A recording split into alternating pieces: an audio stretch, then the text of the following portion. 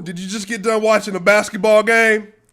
Did you just get done watching a basketball game? Look, I did. I don't know what you've been doing for the last 2.5 hours of your time, but if you were unaware, the Denver Nuggets were playing in a nationally televised game against the Los Angeles Clippers, the what was third seed Los Angeles Clippers, and the Denver Nuggets were a half game behind in the 4th seed. Now, if you have watched the Denver Nuggets, they have not historically played very well on national television, but you know what?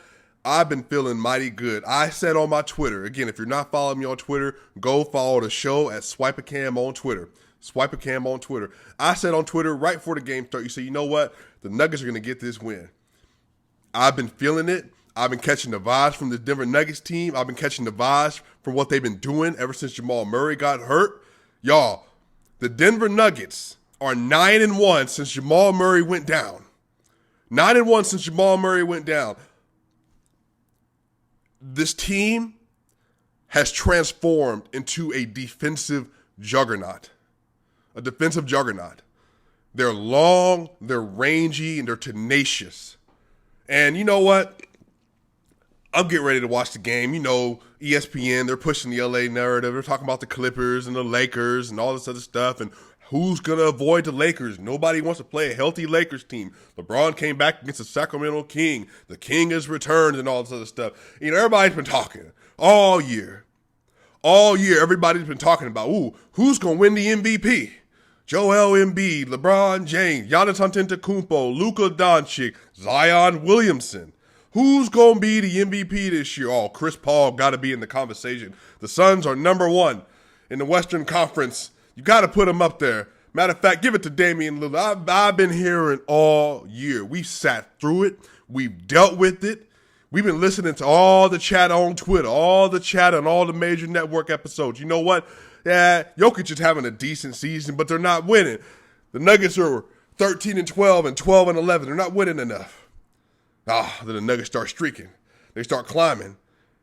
Ever since the trade for Aaron Gordon, I want to say that the Denver Nuggets are 16-3. Since Aaron Gordon put on a Denver Nuggets jersey, somebody correct me if I'm wrong. I think it might be 16-3. It might be 15-3. So the Denver Nuggets get Aaron Gordon. They're streaking. They're putting it on everybody. The 76ers, they're putting it on everybody. The Clippers in a fully healthy matchup, putting it on everybody. Putting it on everybody.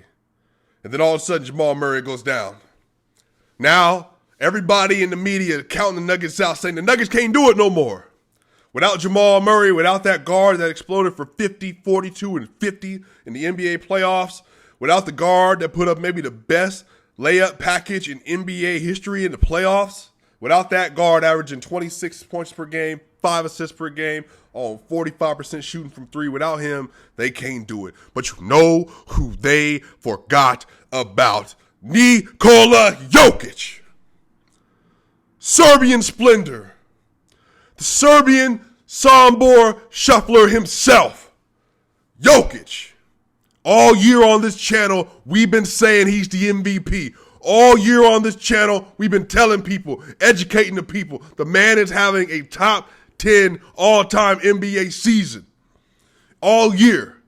Michael Porter Jr. was out for 10 games with COVID. Jamal Murray was in and out of the lineup before he even got hurt with the ACL injury. Now you got Monte Morris out. Will Barton is out again. He's been playing with people that wasn't even on NBA rosters a month ago. Shaq Harrison, Austin Rivers. Who? PJ Dozier went from being a fringe rotation player as a starting 2 guard, and Jokic got him winning 9-1 in 10 games. You know why? Because the MVP makes people better. The MVP raises the level of performance of everyone around him, including himself. And that's exactly what Jokic has been doing. And I'm glad it was on national television. I'm glad the world got to watch. He put up 18 points in the third quarter by himself. Unguardable.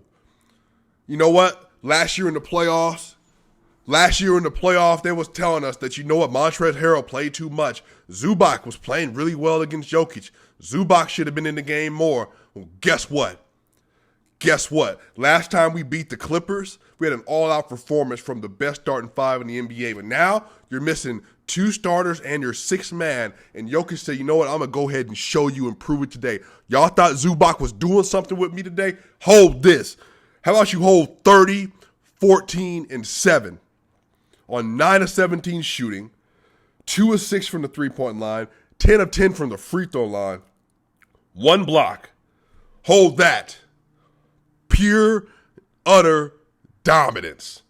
He would have had more assists had people been hitting shots. They started off the game, Facu and PJ wasn't hitting nothing. They weren't hitting nothing. Aaron Gordon was missing shots to start off the game. They weren't hitting anything. But Jokic, the MVP, this is what I've been saying. We'll get to Michael Porter Jr. in a minute too, because I said it to Ryan Blackburn that this might be his most complete game of the season.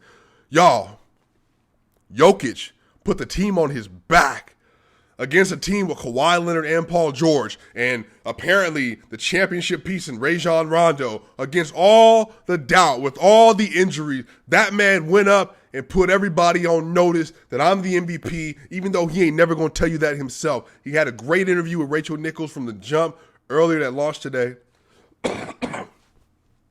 But you know what? He said it then. I don't really care about the MVP, but guess what? He ain't got to say it, because SwipaCam ain't going to say it for him. He's been the MVP. He's been the best player, the most outstanding player, the most unstoppable player. Everybody keep telling us about Joel Embiid. Y'all know I like Joel. He should be first team All-NBA right next to Jokic this year. Everybody's saying he's so dominant in the middle. He can't be stopped. He's a free throw savage. He does anything he wants. That's how big men should play. But then you get Jokic on national television against the Los Angeles Clippers with Kawhi and Paul George, and he puts hands on them. 3-pointers? Let me give them to you. Step backs, let me give them to you. Defense, let me give them to you. Hockey assists, direct assists. He orchestrated everything tonight. And he hit 10 of 10 free throws, because that's what MVPs do. And he don't say nothing about it. Y'all, Jokic had the coldest soundboard shuffle of his career in the second quarter. Jokic had a soundboard shuffle. Rajon Rondo was on the bench. I think he was talking to Jokic, but he was telling him to double team. Jokic spun off of a double team with Zubac and Reggie Jackson and hit it right in the Clippers bench face. Looked at him and went down the court. Cause he know he the baddest man on the planet. He might not say it. And this is the thing on Twitter, y'all. People don't think that Jokic is super competitive because he never talks about himself. But that's not what it is. He's a silent assassin. And he's not quiet. He's loud. He talks all the time. But he's not one of those people that's going to tell you he's coming. He's just going to get you. Like John Wick, boy. Like John Wick, boy. He was just going to show up. Hey, Boogeyman is coming. And what I say, Jokic is water. Jokic plays like water. You don't have to hear water coming. You ain't got to see it. But once water run through your neck of the woods, everything's getting washed away. No matter how small the crevice, no matter how large the gap, water going to get it done, because water adjusts to whatever the need is. And guess what? Jokic needed to be dominant tonight offensively, and he was.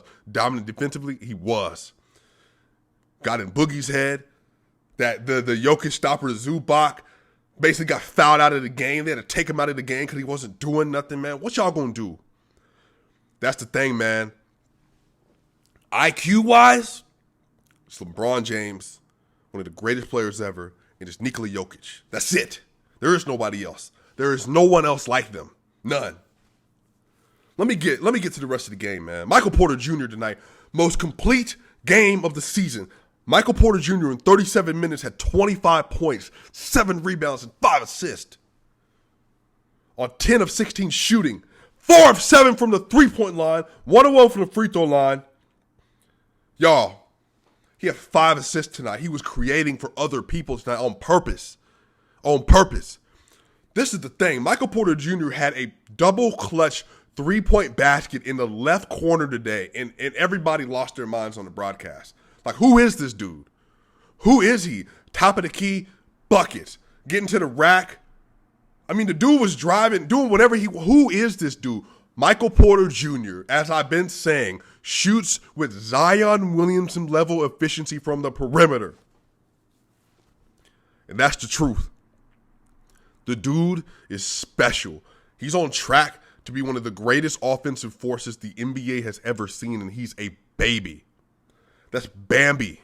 That's Bambi. Baby dear Bambi on the court right now who's still figuring out his game. And Kawhi Leonard and Paul George, put them on me if you want. Here, take this. 25, 7, and 5. 22 years old. Without Jamal Murray, without Will Barton, without Monte Morris, Jokic, MPJ, that's the thing. This goes to show you that people underestimate how great Nikola Jokic is, because in their mind, without Jamal Murray, you can't win in the playoffs. In their mind, without Jamal Murray, you can't beat elite teams. But when Jokic is the center of everything the Nuggets do, not only that, but he is one of the only premier game-changing talents in the NBA. There's only a handful. You got superstars, you got stars, but then you have your heliocentric players who everything and anything is built around them, and they can adjust to any and everything you do. LeBron James, there is no stopping LeBron. He adjusts to anything you do. Kevin Durant, there is no stopping Kevin Durant. He will adjust to anything that you do. Steph Curry, go ahead. I'll just shoot it from half court. You can't do anything about that. Giannis, when you get in the playoffs, hey man, boxing one, you can't drive in the paint. You're going to have to shoot a ball. Shoot the shot. And he's not going to do it. He hadn't done it yet. Jokic, though, double team me at your own risk. Double team me at your own risk. And I guarantee you, I'm going to eat you alive. So in the fourth quarter, they tried to double team Jokic. And you already know, man, he knows who's doubling him, meaning he knows who you're guarding. He knows where that player is going to be. Facu Campazzo's in the corner all by himself. Rajon Rondo comes to double Jokic, and Jokic already knows where he is based on positioning, film, repetition, all that stuff. He don't even look at the corner. Jokic is looking at the top of the key, throws a no-look to Facu, and he hits the three. And RJ and Richard Jefferson, he just said, you can't do it. You can't double Jokic. He's too good of a passer. And this is what I wish people would understand. And they ran zone again. And they ran zone against Jokic. It's just, you don't double and you don't run. You have to hope that you can play one-on-one defense against Nikola Jokic and that he just doesn't have it that night. You just have to hope that. That's what you have to hope. But 9 out of 10 times he's going to have it. And especially when the playoffs come around and you got to get that Larry Bird out of him, it's over. Man, get a man his respect. At some point in the game, I mentioned it on Twitter, they're talking about all the other MVP candidates. Jokic is literally dominating the Clippers on television for everybody to watch. And they're bringing up Giannis and all these other people. They're saying, oh, well, we can't forget about them. You never know. Somebody might be able to sneak up and get him. You do realize this man isn't playing with another all-star, right? Giannis is. Joel is. LeBron is. No, he's not playing with any of their all-stars. And on top of that, his other best player is injured rest of the season. He got a bunch of young guns, misfits, and outcasts, and they are 9-1, and they're beating the Clippers by double digits on television. And you're still trying to figure out who the MVP is? It's over. It's been over. I've been saying it for months now, but I'm going to continue to say it again. When Nikola Jokic wins the MVP, you know what channel to hop on. You know what channel to come to because we've been saying it all year early in the season. Get a man his respect. The Denver Nuggets beat the Clippers tonight 110-104. And here's it. Michael Porter Jr., 25, 7, and 5. And now, in the Western Conference, the Denver Nuggets have gone from the bottom of the conference to start the year off. They're now solidly the number 3 seed overall, and they're 3 games out of first place in the West. At 43-21 without their second best player. And y'all wondering who the MVP is.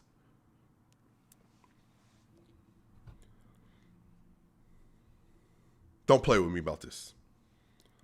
Don't play with Nuggets Nation. Don't play with Colorado. Don't play with Denver. 303. This is what it is, man. You step up and you make plays. Let's talk about the game a little bit, man. I want to give a shout out to Facu Campazzo. Hit a clutch shot, 32 minutes, 10 points, 3 rebounds, 3 assists, had some clutch rebounds, 2 of 4 from the field, 2 of 4 from the three-point line, 4 of 4 from the free throw line, though. He played great defense, hounding defense. He was a -3. Early on, he struggled because the Clippers were targeting him, and they would target him, and he gave up probably 4 buckets. The 4 of the 5 first buckets were because of Facu, because of his size. They were shooting over him, or they on the pin downs. They couldn't switch him onto the big, and so, but he played well down the stretch. PJ Dozier, man, is just brilliant tonight. 34 minutes, 16 points, 5 rebounds, 1 assist, 7 of 15 from the field, 1 of 6 from the three-point line, 1 of 1 from the free throw line. Now, he has some turnovers. He did not hit his threes, but he was cutting like crazy. He played great defense against Paul George. And how do you know that? Paul George tonight had 20 points, 7 rebounds, and 2 assists on 5 of 21 shooting, 3 of 8 from the three-point line. And he was 7-11 from the free throw line, but he was 5 of 21 because of P.J. Dozier, Shaquille Harrison, and Aaron Gordon. They stifled him offensively. Kawhi Leonard tonight, 16, 5, and 6 in 30 minutes, 7 of 12, 2 of 3. And man, if you play, you playing. Injuries, you can't. I can't hear nothing about it. I can't hear nothing about it. You playing, you on the court, then I expect you to play, and that's what he did tonight. I mean, Jokic was just by far the best player on the court tonight. By the way, that bench unit with Austin Rivers, a plus 22, team high plus 22, played really well tonight with 3 points, 2 rebounds, 4 assists, 1 steal, hounding defense. JaMychal Green, 9 points, 7 rebounds, and 2 assists. 3 of 6 from the field, 2 of 3 from the three-point line, 1 of 1 from the free throw line with 1 block, plus 15. Shaquille Harrison, 2 rebounds and 1 assist, no points. He was a plus 12 with 1 block and a steal because he was everywhere. Everywhere. Paul Millsap tonight, 15 minutes. The dude is figuring something out coming off the bench. 10 points, 3 rebounds, 1 assist, 5 of 10 from the field, 0 of 1 from the three-point line, but a plus 9. I mean, just a great, great bench game. They really won that first stint. They even won the second stint. That first stint, they were amazing, playing lockdown defense. But that's what I'm trying to tell you. The identity of this team has changed, man. It's changed. They're all ballers. They're buying into the concept. They believe in each other. They believe in the process. And when you have Jokic as the MVP, meaning the best of the best of the best players, the upper echelon of players, Jokic, that's where he is. And Michael Porter Jr. is literally becoming a star, burgeoning into become a superstar before your very eyes. Enjoy it. Enjoy it. The next game the Nuggets have, you already know. LA Lakers on Monday. They got the LA Lakers on Monday, the New York Knicks on Wednesday, the Jazz on Friday, the Brooklyn Nets on Saturday. And I'm ready for every single one of those games. SwipaCam. Let me know what you think about the game in the comment section. Share the video. Let people know where the best channel is to get relevant Denver Nuggets basketball NBA content, y'all. We out. SwipaCam. I'll see y'all soon.